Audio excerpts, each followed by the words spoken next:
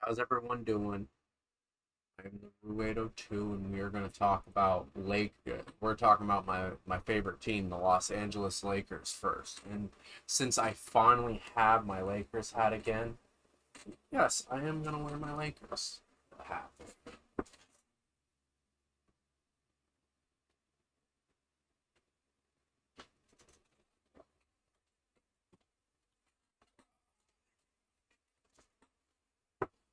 Not really going with the colors that I'm wearing right now, but I don't give a shit.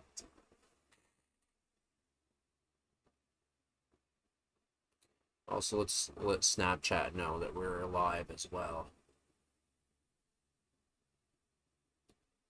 Hey, what's up, Snapchat? I'm the Ruedo 2, and guess what? We are talking Lakers, Celtics, and Sixers tonight here on the stream. We're going until about midnight, 12:30, maybe 1 o'clock. We'll see where things go, guys. Come in and chat with me. I want to hear your opinions. Anyways, look forward to seeing you all on here, and most of all, love you all. Peace.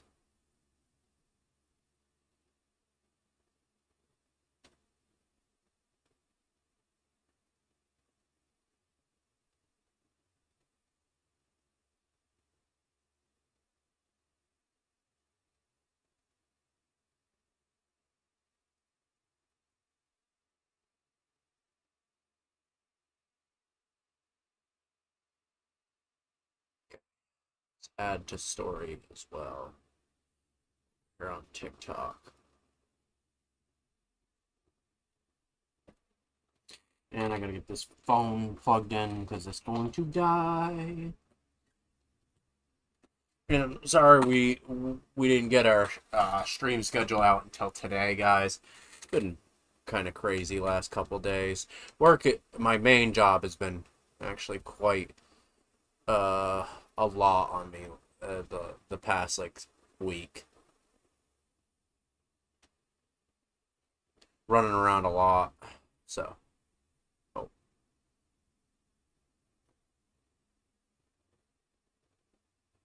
gotta go back to my stream.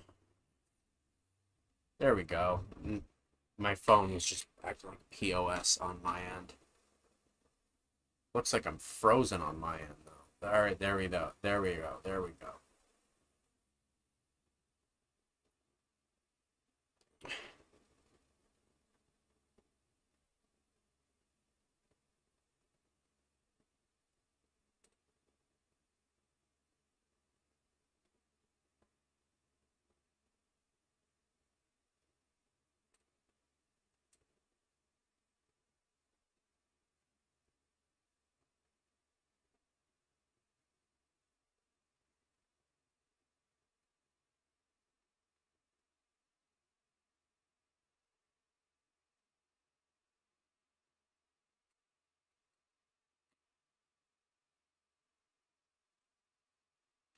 There we go.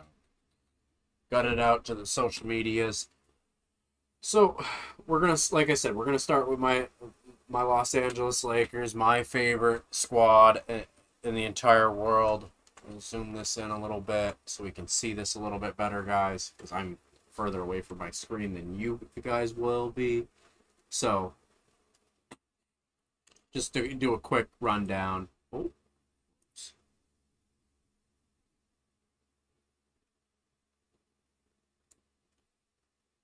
so they brought back Austin Reeves. Everybody knows the $180 million deal. That's my favorite player. Don't be talking shit. Anyways, I thought that was a good move. Re, Realistically, I am kind of gonna turn this into a kind of a grading thing. I think it was a great move to bring back Austin. You can't afford to lose him for nothing. And Austin's not a bad player. Like, yeah, he's small, kind of a small dude, like in the sense of weight. But what he is able to do is break down the defense, get inside the paint. Yeah, his shot was a little spotty in the postseason the last 2 years. Problem with that is that you haven't been able to see him fully healthy. So the Lakers got to just do a better job of not having running um, core guys into the ground by making them play a shit ton of minutes every night. So, and that is during the regular season. That's what I'm saying. But I like what they did overall. They brought in guys that fit the Luka timeline. Luka's 27. You're trying to build around a guy that is in the prime of his career. They brought in guys like Quentin Grimes. They brought in Jaden Hardy, which I don't expect Hardy to still be there by the time the season starts. If you want my true honest opinion, he's not gonna be your. He's gonna be one of your bottom 4 players on your roster, just because he's such a defensive liability.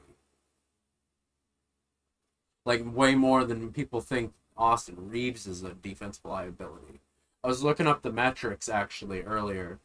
For Luka and Austin, when they are on the floor, they had a defensive rating of 109, which is pretty solid for 2 guys they claim aren't straight up. They're just not good defenders, they say. I think they can take a step forward, even more of a step forward. I would even go as far as 107 because of when they're on the floor, and the reason why is the Lakers' biggest acquisition of the entire offseason, center, an elite rim protector, Walker Kessler, 7'2", 25 years old, 245 pounds out of Auburn. To me, Kessler was the move that they needed to make. Long live the Patriots, jeez. Walker Kessler, he was the move they needed to make. And there's people that say, "Oh, they overpaid. They kind of had to. You had the option of, do we go get line drive Mitch, aka the guy that can't shoot, that is the worst free throw shooter in playoff history? Or do you go get a guy that's top 5 in pretty much every defensive center category, with the possibility that he can become a stretch big and shoot threes as well?" It was a small sample size for what we've gotten to see for him as a 3-point shooter, but wouldn't that be something if Walker Kessler turns into even a, say, 35% 3-point shooter, or even 33 or 32? Say he is able to have a consistent 3-point shot. That, to me, makes him even more appealing, that he's just basically a 3-and-D guy that at the center position, who can guard both center and power forwards, can sometimes do the small forwards depending on who he's guarding. I like the move.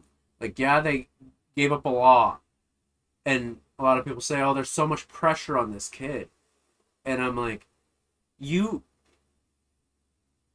Doncic went to ownership, went to GM Rob Pelinka, said, "I want to see Walker Kessler on this roster." And I feel like if you're Walker Kessler, you should be smiling ear to ear.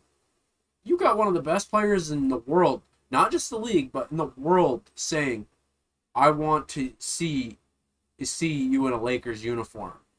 Oh, Herman hit me with a gift. He hits me with a golden boxing glove. Yes, thank you, broski. I appreciate that so much. Oh my God, we got a golden boxing glove. Let's go.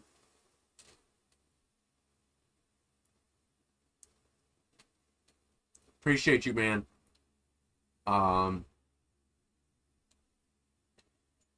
As I was saying though, Walker's going to improve the defensive side of the ball so much for the Lakers that I feel like people are undervaluing what he will bring to the table for this squad.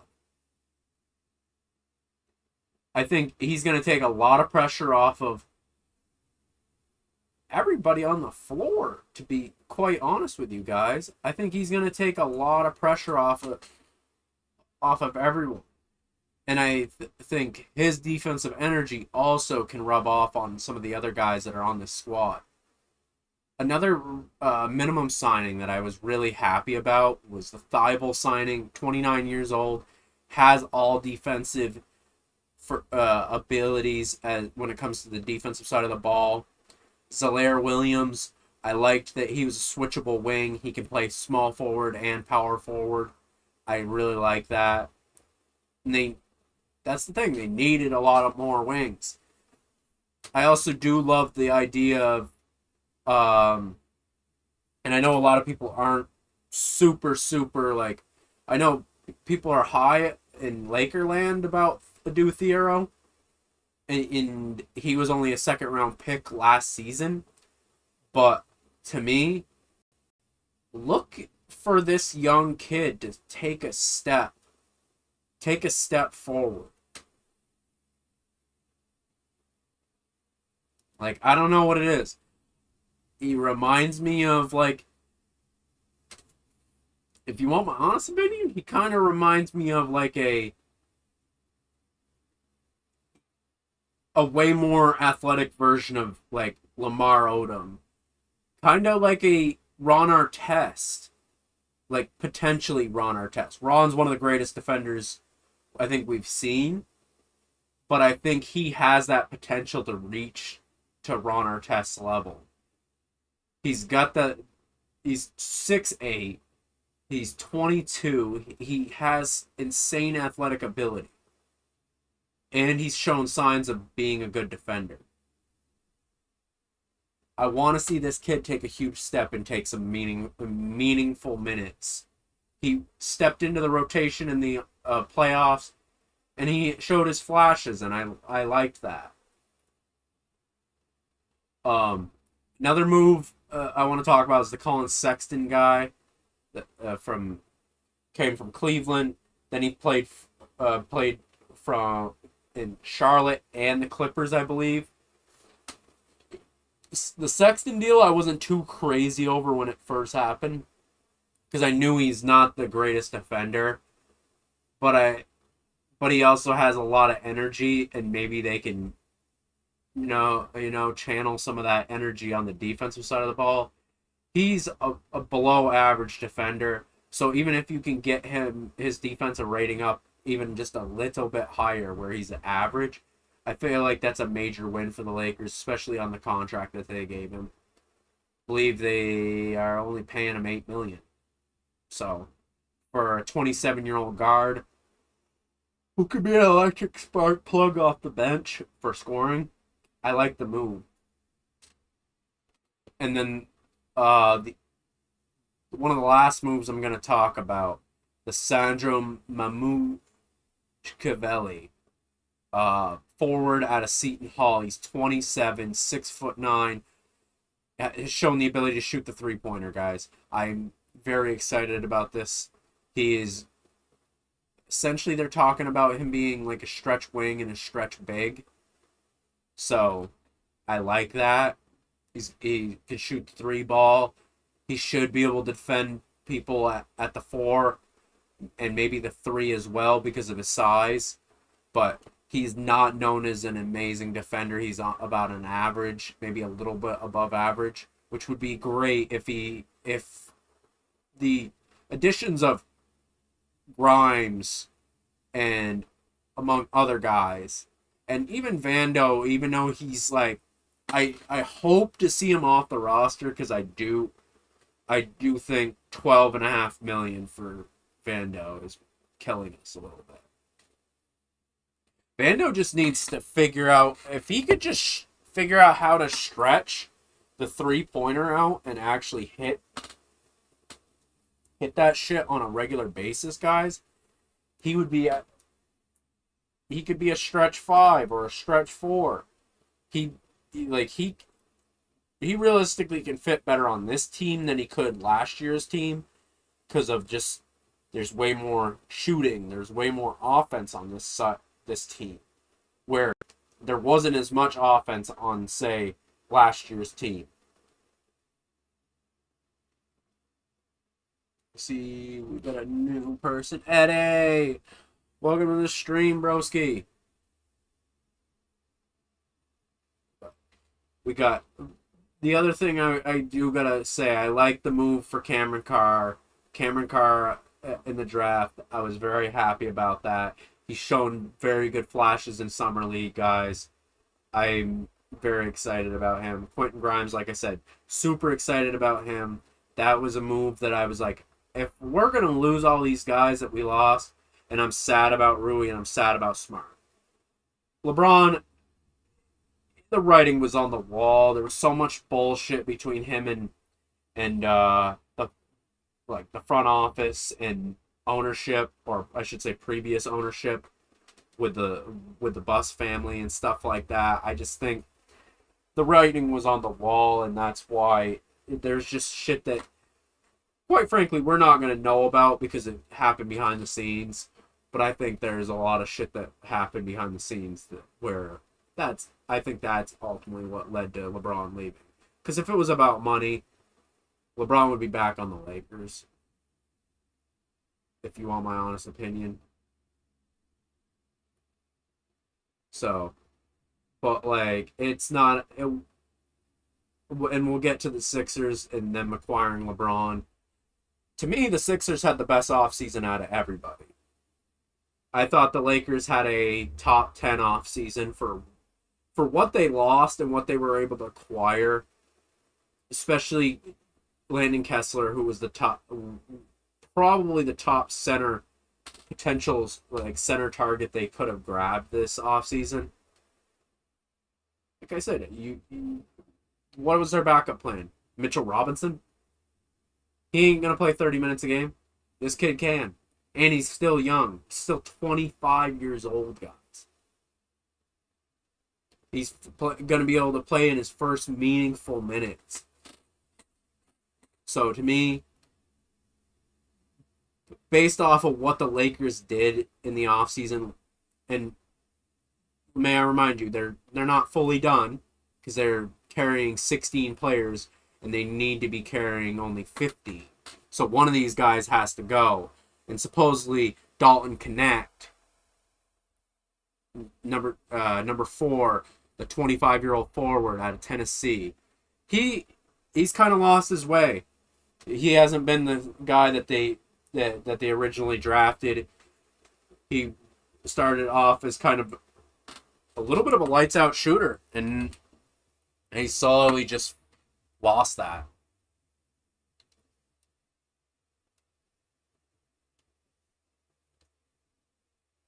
The Looney signing, I thought, was a good move also, just to shore up the back end. That's your other center.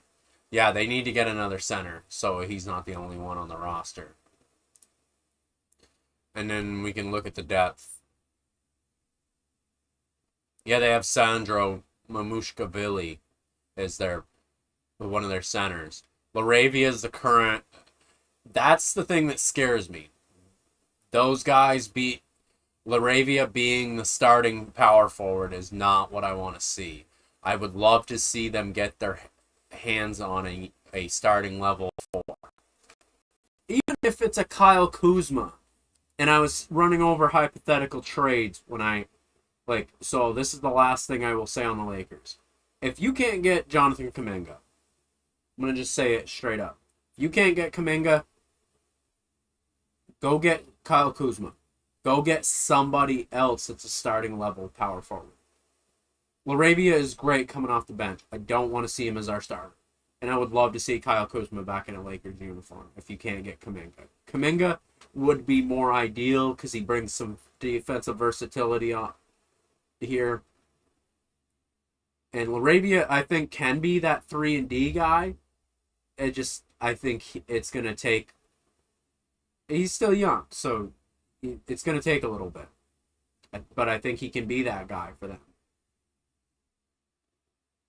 And as for Cameron Carr being the backup behind Quentin Grimes, that's a great sign. If he truly is your backup small forward and potentially your backup shooting guard, I gotta say, that's pretty good. First year being a rookie. I do gotta say I'm not a fan of not seeing a Adu Thiero on this depth chart. That's actually concerning. Why isn't he on here? Because to me, Adu should be either listed as the one of the fours or one of the threes, which I think will change once they let go of their 16th player, which is probably going to be Dalton.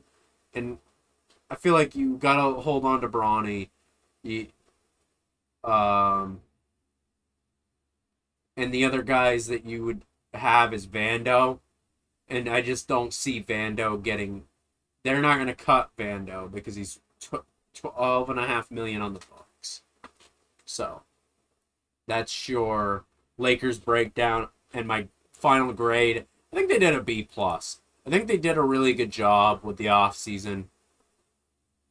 My thing is this: my grade would change if they get like a Kamenga or a starting level wing, and I'd probably bump it up to an A minus. Just because nobody expected them to do shit when they started losing everybody. They're like, what are the Lakers doing? And then boom, boom, boom, boom. Pull off freaking 4 big moves in a matter of 30-something minutes.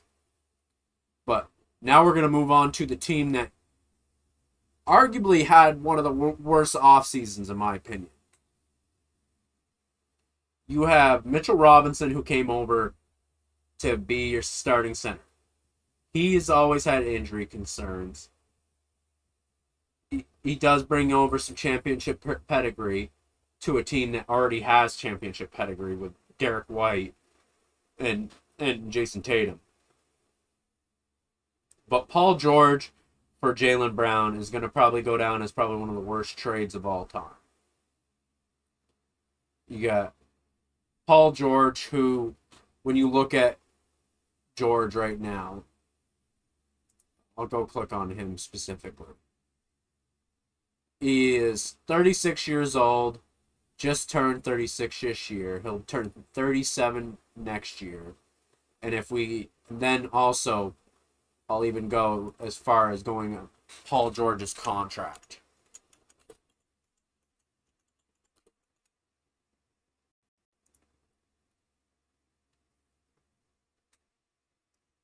Yeah, he has a player option for next season, which I don't see why he wouldn't take that contract. Yeah, so he plays this year under 54, making 54 million, guys. And then he gets a $56 million deal for next season as well. And the only reason why he got that, I mean, he's going to take that, is because there isn't nobody in the league that's going to pay him $56 million.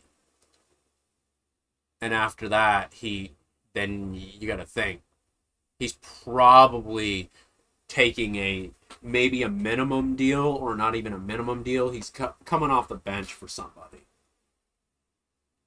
In a lot of ways, this is Paul George's last chance.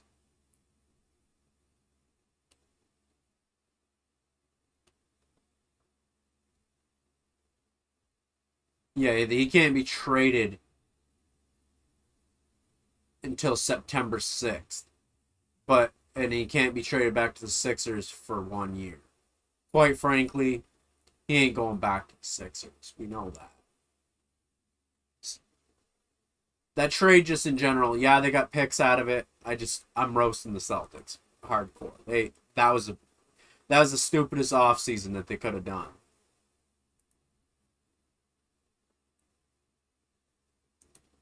Like, especially trading to your in-division team, like the in-division rival.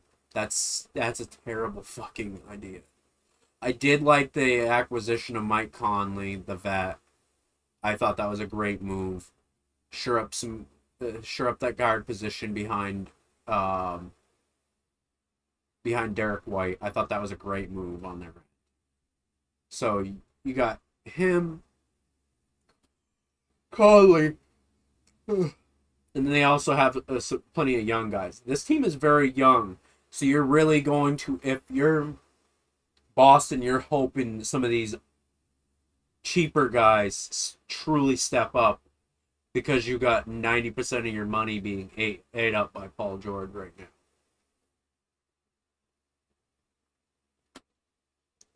He makes almost as much as Tatum. And there's an 8-year difference between their ages, guys. And then you have Derek White making $30 million. That 3 guys have a majority of their salary cap too. Same with the Lakers, because Kessler, Doncic, and Reeves all soak up a lot of their money as well. But to me, like, if Paul George stays healthy, it doesn't look as bad of a trade. I just doubt that this is you're putting a lot of weight on Tatum. To me, that's what you're doing. Appreciate the likes there, Eddie. Thank you, man. I really do. I think you're putting a lot on Tatum. And now you got this Baylor Shireman. He is the first round pick for the Celtics from 2 years ago. He is being put in a spot where he hasn't been before. He's never been a starter. Shot relatively well, but you can only imagine because his numbers are going to go. His shot attempts are going to go up. Those numbers are probably going to drop. He's going to probably be closer to like 35%, which is still isn't bad. But I also think he's still going to not be a primary guy in the offense anyways, because you're still going to have White, George, and Tatum. But they are in kind of a precarious situation. Paul George goes down, or Mitchell Robinson goes down. They might be, or potentially they both could. They both had their fair share of injuries, man. So it could be interesting for the Celtics. Overall, I think with the acquisitions of Conley, and I liked that move, and I like that they did go after Mitchell Robinson. I think that was a good move that they brought in somebody to shore up the center position. I still give them about a C, maybe a C minus, probably, because of the acquisitions of Conley and Mitch. I think those were great moves. Outside of that, I just think they really sold the bag. And I think I'm being very, friendly by saying they deserve a C minus for their grade. And then we will go to the team that legitimately won the lottery when it comes to their team. So you got Tyrese Maxey, VJ Edgecombe, Jaylen Brown, LeBron James, and Joel Embiid. My only thing I will say, James and Embiid have struggled to play 60 games the last couple of seasons. If we go click into LeBron's numbers, played 60 games exactly last year. He missed 22 games with the Lakers. So, and then if we look at previous years for his seasons, he's staggered to get to 70 games. And then he had 56 and 54 that year. And then even 45 games there. So he hasn't played. He's always had some lingering injuries over the course of the last few seasons. Last season was the worst for him because he couldn't even start training camp with us, unfortunately. But to me, LeBron doesn't need to be the guy anymore with this squad. He doesn't.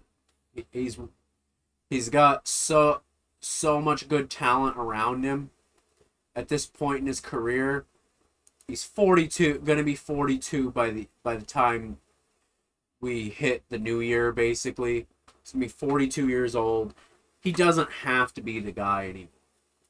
And with the depth that they do have, with Anthony Simons coming off the bench, Contavious Caldwell-Pope coming off the bench, like, you got Dean Wade coming off the bench. Like, they actually have depth behind them. The biggest concern, though, if there is anybody I would be most concerned about, is Joel Embiid. If we really look at Embiid, who really has been bit by the injury bug the last, pretty much his whole career. He has 38 games played last season. Played relatively well in those 48 games. Or 38 games, my bad. But look at that. The last time he's played over 60 games was 3 years ago, guys. Almost 4. We're looking at a Embiid that barely even plays now. If I'm Philly, I'm straight up trying to go find somebody that's going to be able to hold down the fort at center when Embiid's not going to be available. And they shouldn't be playing the guy on back-to-backs. They shouldn't be playing him, if there's games where he can rest his knees, he should be rested. The dude, there's no reason for the dude to try to play 82 games. And at this point in his career, Embiid's like holding on because he wants to win one ring for Philly. And I would love to see it. Quite frankly, I wouldn't be pissed if Philly won. If Philly won the whole damn thing, I wouldn't be pissed. But the Anthony Simons signing was huge. Getting Contavious Caldwell-Pope, I think that was a huge move, especially when he's one of your backups, and they probably got him on the low.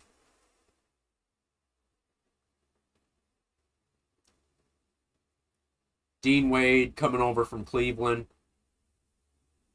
Good versatile shooter. Like, let's face it, it's going to be easy to say, other than not seeing anything in the center spot other than Embiid, I'm going to give them an A-. Like, hell, I can't even say that with a straight face. It's an A+ because outside of, like I said, outside of the center position, you brought in Dean Wade, you brought in Contavious Caldwell-Pope, you brought in Anthony Simons, and you have probably the deepest starting 5 in the entire league. Like, the Jaylen Brown trade, that's the greatest trade, and that was the greatest acquisition of the entire offseason for any team. And nobody can really, outside of maybe the LeBron James signing with the Sixers, because they basically got him for the league minimum. So to me, yeah, you have to hand it up.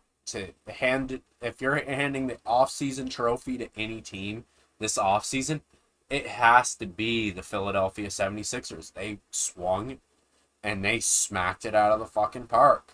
They really did. As high as I am on my Lakers, I wouldn't have any credibility as a sports talk person if I said, oh, I thought the Lakers had a better offseason. Because they didn't. LeBron would have came back to the Lakers, it could have been argued that they have just as good of a roster. Because he does change things. He still is a top 20 player in the league at overall, maybe even top 15 overall still, because what LeBron does, he's just a smart player. LeBron's just a very smart player. He can still do a lot of things that a lot of players still don't know how to stop the fucking guy. But damn, we're already at 11:45, man. We're only at 11:45, I should say. Damn, I feel like I've been talking a little bit. Oh, fuck.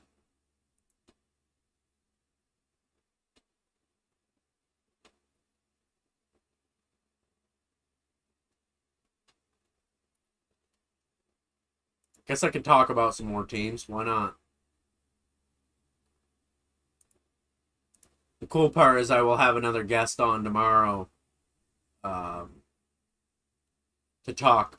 We're talking top 16 teams in the league. Let's go look at my our world champion New York Knicks. So overall, they brought in Drummond to replace Mitchell Robinson. Not a not the greatest replacement, but Drummond I think fills the role the same as what Mitchell Robinson would do. But you still have the same core of Anunoby, Bridges, Hart, and Brunson. Yeah, Deuce McBride, Landry Shamet still there, Jordan Clarkson. Like you still have all your guys from last playoff run, pretty much. I would like to see them add another center, uh, even if it's like a Nick Richards or a Mason Plumlee. Just add somebody else that can absorb minutes if, say, Drummond goes down or whatever. Um, they still have Alvarado, and to me, Alvarado's huge. Like he's that versatile guard that can defend 1, 2, and 3. So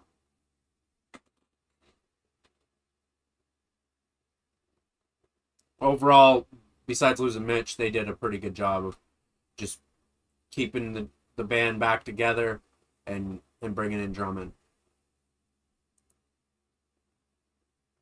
The team that also I think secretly did really well this offseason was Atlanta. Like they snagged Aaron Wiggins and Lou Dort from. Wait, they got Buddy Hield? Oh shit! Oh fuck! Ooh, this team just got even more interesting. Yeah, Aaron Wiggins there, Lou Dort there. Yeah, you got McCollum trying to lead the charge with this squad of the vet with a lot of their rookies and uh, also Nikhil Alexander Walker. He was brought in from Minnesota last year. Another year under his belt. Plus, having, like I said, having Aaron Wiggins and Lou Dort, who Wiggins can actually now flourish as a 3 and D guy. He has excellent defensive abilities. That was a guy I was wishing the Lakers could have gotten, but it is what it is. Like I like this Hawks team. This Hawks team should actually be pretty fucking filthy going into next season. Is my YouTube chat broken? I'm actually kind of concerned here for a second.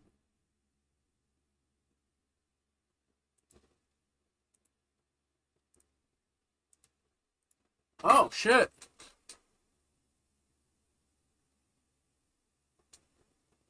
Now I got it to frickin' refresh. I'm sorry, JU, man. I did not see that you. I was wondering, I was like, dude, normally I get people talking in the frickin' chats.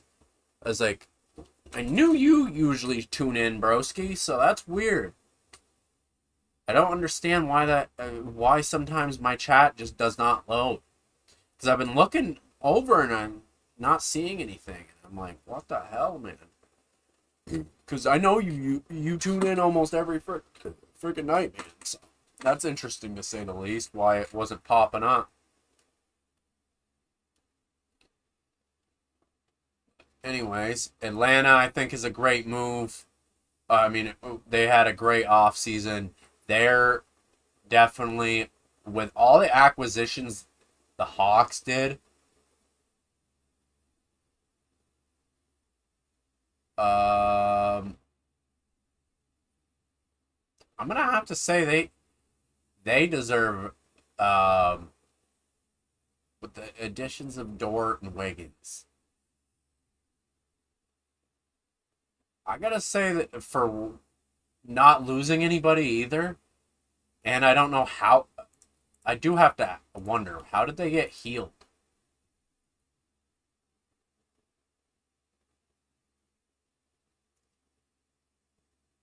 So healed was on the Knicks. I mean, again, going against the Knicks. So they got him probably mid-season. Let me let me just double check and look at that. Yeah, so they got him from the Warriors mid-season.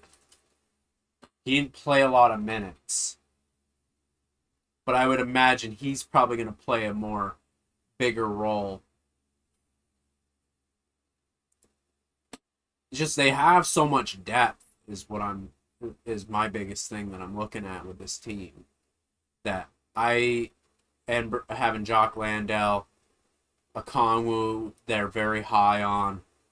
Yeah, I'd say they have the grade of like an A minus when it comes to their overall like off season. Let's go over to Miami. Let's talk about Miami really quick. They don't have a terrible team, that's for sure. They got Bobby Portis backing up Giannis and Adebayo. They got Wiggins. That first three right there, Adebayo, Antetokounmpo, and Wiggins, I feel like that's a great three. Plus you have some shooting with Tim Hardaway Jr. and some defense. Plus you got Davion Mitchell, who's one of the better defenders in the league as well. Um, to me, that's a pretty good starting five. They just don't have a lot of depth, and that's what scares me. They traded away most of their depth to get Giannis. I still think they're a year away from actually being like a competitive squad. If you want my honest opinion, guys.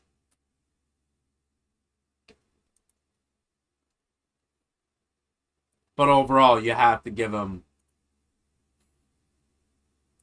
huge A for effort when it comes to bringing in, getting a Giannis and a Bobby Portis in on that squad. So to me, yeah, no, that was a good offseason by them. They could have done more. They could have gone out and got some more depth. We'll see what these other guys end up being. But definitely, I think those guys are going to be.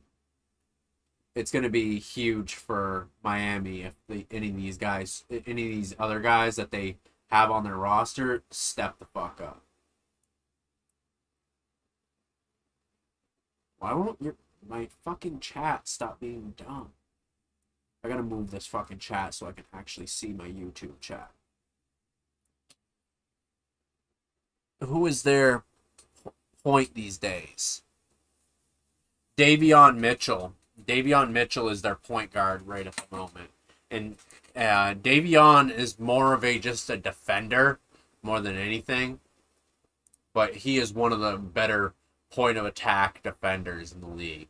He's a 3-point shooting defensive wing. So he's your 3-and-D guy, point guard, 6 foot, 210. He's 27 years old. So I would expect that he's going to play a bit much bigger role. M Dog, I appreciate you for tuning in and hitting that like button, my friend. Thank you so much. Much appreciated.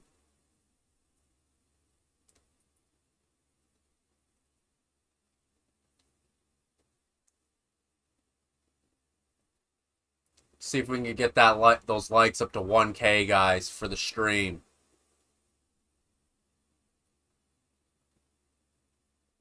Who is your top three in the East? Oh, fuck. Let me think. I got Philly going number one or number two, and I got the Knicks number one or number two.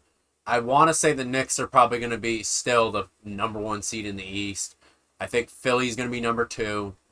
Um,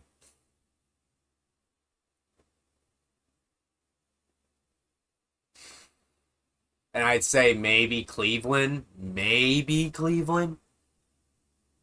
Like, I also could see Atlanta because of their depth. I feel like they could also be. I feel like Atlanta could potentially be one of those teams that ends up surprising a lot of other ones in their conference. It's just it's tough. Indiana, a lot of people are saying a lot more people should be high on Indiana. Boston, I'm just my concern is Paul George. That's the only thing that concerns me with Boston is Paul George. Like, you get a good version of Paul George, you're gonna be in it.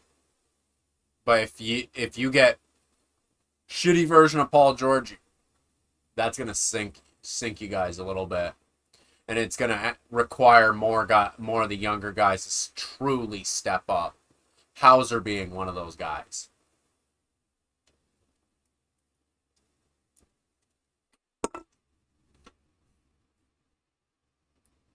Thing is, like, even with this team, Cleveland, they still suffer from a little bit of a depth issue. Still.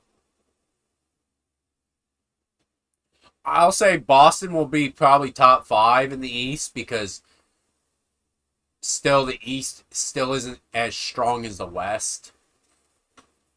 Like, think your top five in no particular order at this point. It's got to be the Knicks, the Sixers, the Hawks, the Celtics. There's your top four. And then five, Miami. If I'm having to predict the top eight, again, in no particular order, Miami's in that. I think Orlando should be in that again. Toronto, we don't even know what we're going to see with Toronto. Kawhi Leonard, we don't even know if Kawhi is going to be we don't even know if Kawhi is going to be on the Raptors. That's the craziest part. Even though he's on this right here, there's a high chance that he might not even be on the team. He might be a free agent. They might actually void his contract after all the bullshit with the Clippers. And to me, I would love that because then fuck the Clippers because then they lose Kawhi for nothing and the trade gets nicked. So that means Kawhi would return to the Clippers, contract would get voided, so he'd become a free agent, and that means Brandon Ingram and all those guys in that were involved in the trade for Kawhi would return, and then Kawhi would have the opportunity to just sign for a minimum deal anywhere he wants. Because that's basically what he'd be looking at, is a minimum deal.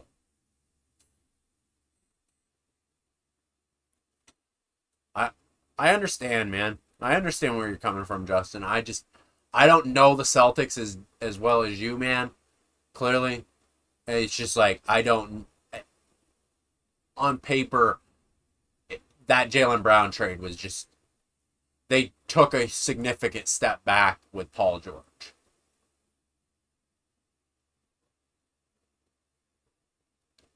And then also, one of the other teams. Oh, dude, it hurts me, and I'm not I'm not even a Celtics fan, dude, and that hurt my soul. I'm like, bro, you guys are. I legitimately said, I was like, what the fuck are the Celtics doing? It was another one of them moments where, like, when the Luka trade happened, I was like, Dallas, what the fuck are you doing? Like, are you guys smoking rocks?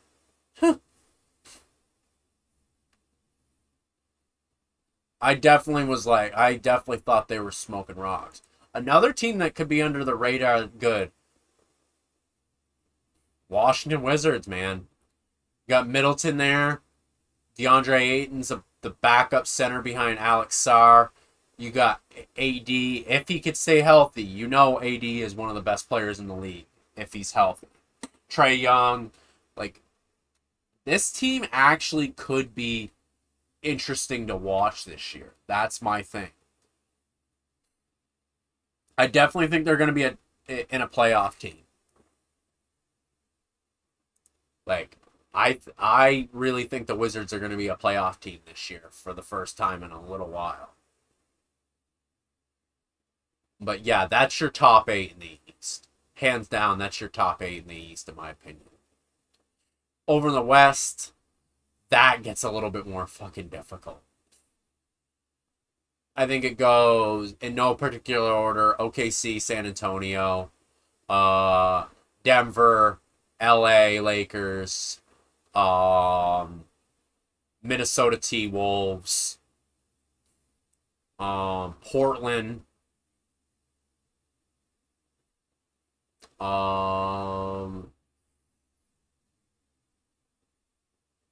and maybe Golden State. I think that's your top 8 in the West, and that's tough. And it will be nice to review some of this with with my mystery guest tomorrow, guys, as well. I'm looking forward to that episode. That she'll be a ton of fucking fun. Was hoping to have 2 people, but fortunately, just not gonna work out that way, and that's okay. That's okay. We learn, we adapt. But teams that I would expect that are probably going to be fighting, and they could be like the play-in teams, Suns out of the West. I just think the West is... I think the West is the most dominant conference still, even though they lost in the finals.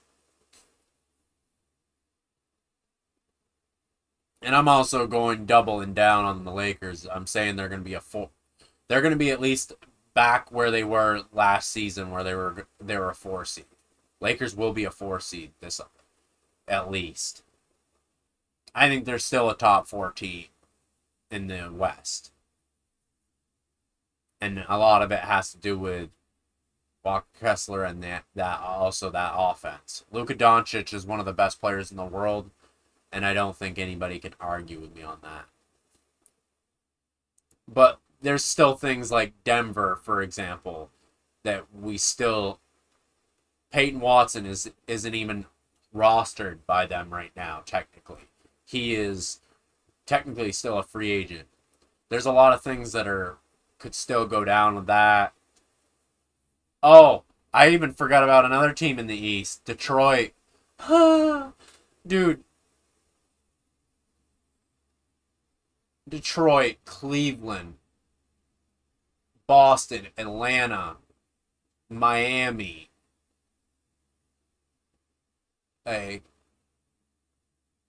Philly, Orlando, Toronto.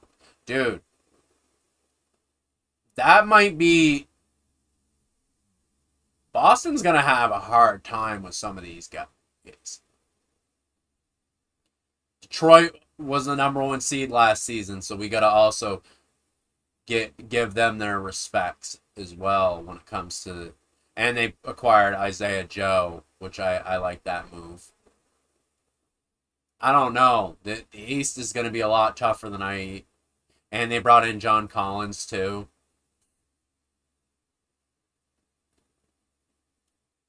That team is actually significantly better than they were last year, I feel like. That team... The John Collins move is, I think, that's a huge, in my opinion. And what do you think of Bronny? I think Bronny should stay on the Lakers. Going back over to their depth. Like, Bronny's listed back here right now. You got to kind of ride it out. He's one of their draft picks. I feel like you have to ride it out until he retires. Or not retires. Ride it out until his contract ends and see how... If he deserves another contract after that. He's not getting paid very much. So no harm, no foul is the way I feel.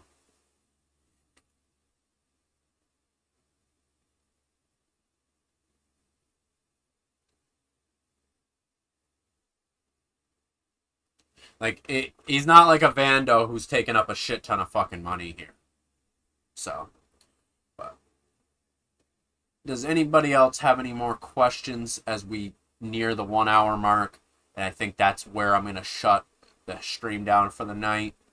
It just, I'm tired of shit. I've had 5 hours of sleep. I'm trying to get me something to eat, even if it's just cooking up a bowl of rice and calling that good.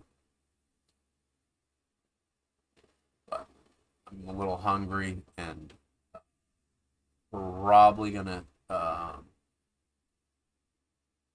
might have another beer. I don't know. But anyways, nobody else has any other questions, and time to start him and see what happens. Brawny. Problem is Brawny plays Lucas' position. Brawny plays Austin's position.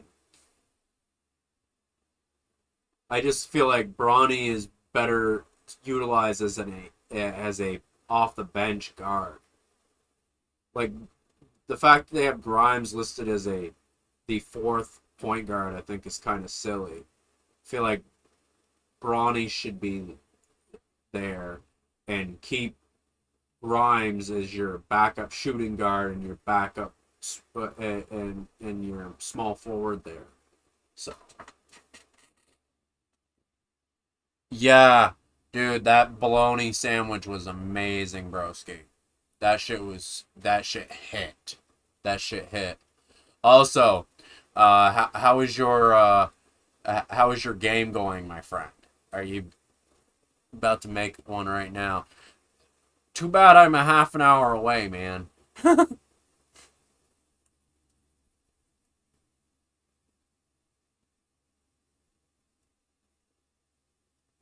Were you able to beat any more bosses there, amigo?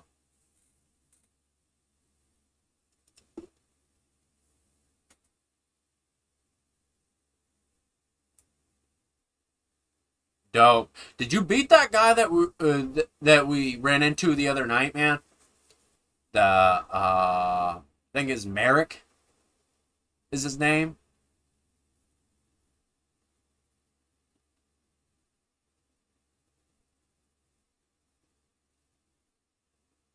Nice. Tell Joe I said what's up. And oh, you didn't get by him. All right, so maybe it's too early in the game still for us to beat his ass. I will say dude, that fucking other guy that you had me go against. Dude, I don't think I've ever gotten my ass waxed in a video game so fucking hard.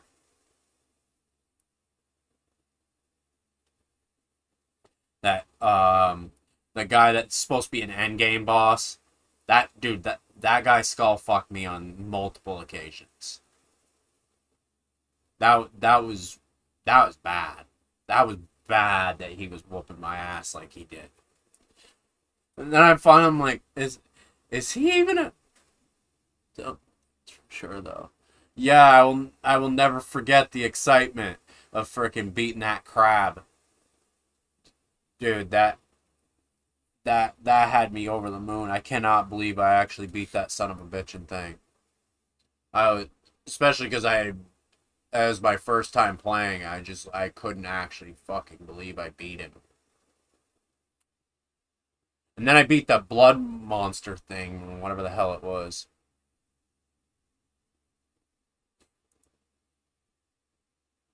Still just blows my mind that I beat that motherfucker.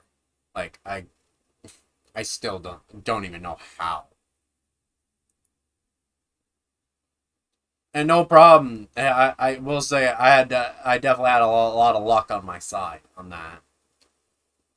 Considering the little like glitches with the area where you stabbed that crab, it's like, dude, you had to be the luckiest and most precise son of beach in the world to be able to make sure you stab that fucker.